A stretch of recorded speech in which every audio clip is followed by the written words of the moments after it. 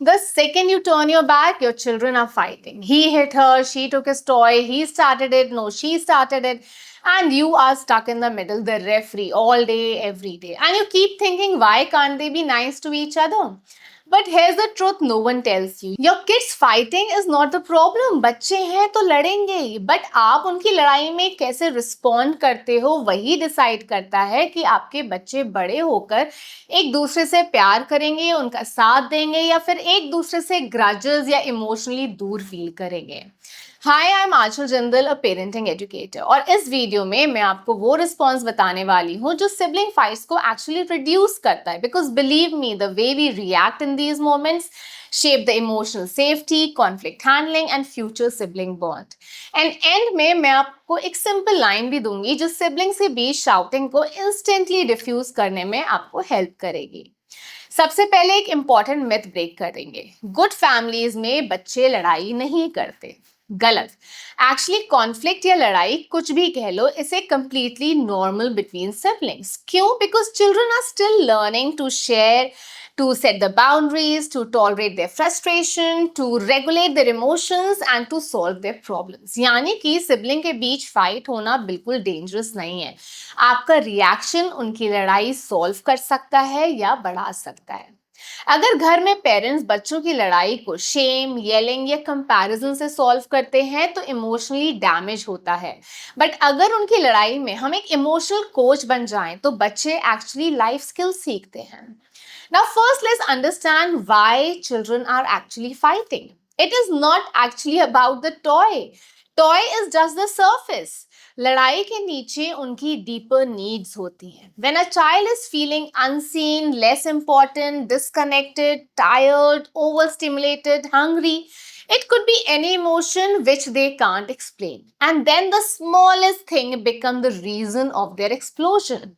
One more thing, parents, you need to understand that children fight more when their nervous system are overloaded. Think about it. Too much of screen time, less outdoor play, constant rushing, busy parents, less one-on-one connection, lack of sleep. ये सब emotional capacity को reduce करता है. आपका बच्चा irritated है, उसने अपने भाई बहन से लड़ाई की.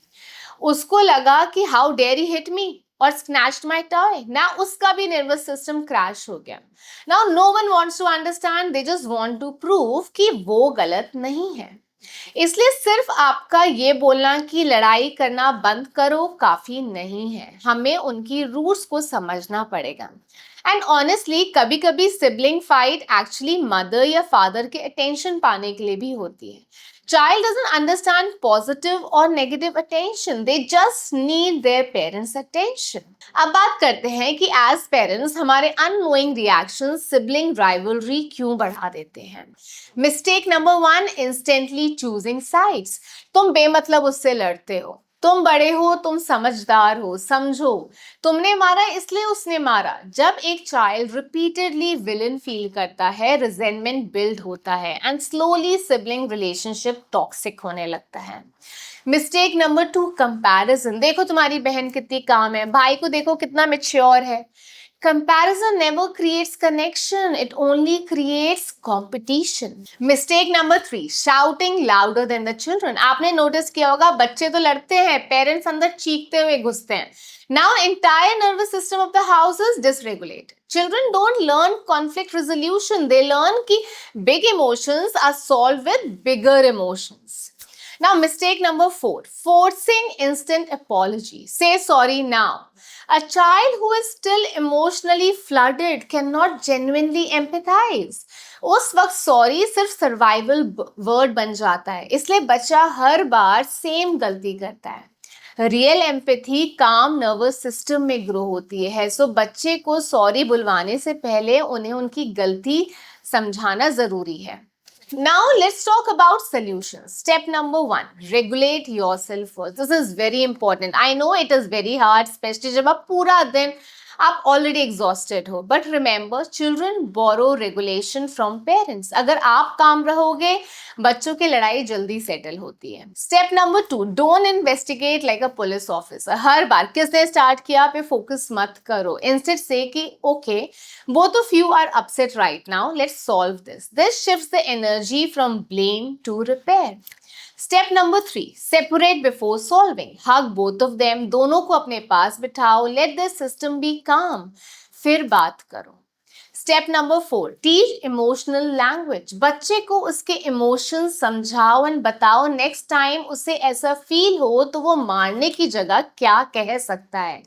समझाओ कि बच्चा, आप बोल सकते हो कि भाई मुझे ये अच्छा नहीं लग रहा है, दीदी टर्न बाय टर्न करें, भैया मुझे गुस्सा आ रहा है, can we share it bro, और यू कैन से बच्चा next time you need something and your brother और sister are not listening, call us, we will try to help you, but don't hit, hitting doesn't solve your problem. These tiny scripts build future communication skills. जब आप ये scripts बच्चे को बताते हो तो बच्चे को पता है कि जब उसे गुस्सा आएगा तो उसे क्या बोलना है।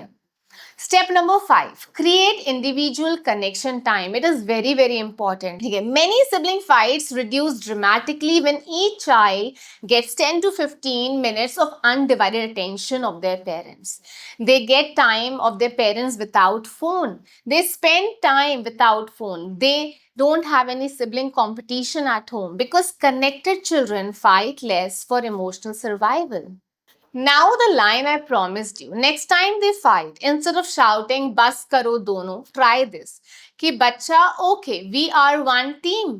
हम प्रॉब्लम को साथ में सॉल्व करेंगे. Repeat again. बच्चा, we both are one team. We'll solve the problem together. Why does this work? Because children stop seeing each other as enemies. The brain shifts from attack mode to teamwork mode. And yes, obviously एक line से magic नहीं होगा overnight. But repeated emotional language will slowly change your family dynamics in a healthy way. One more thing, parents, please remember healthy sibling relationships don't come from zero conflict. बच्चे completely लड़ना बंद नहीं करेंगे. Today, the way they learn to repair after a fight will impact their future friendships and marriages. So next time they fight, उसको शोर मत समझिए. See it as a moment to teach emotional intelligence. Comment below what is the most common fight in your house right now. Toy fights, jealousy, attention fights.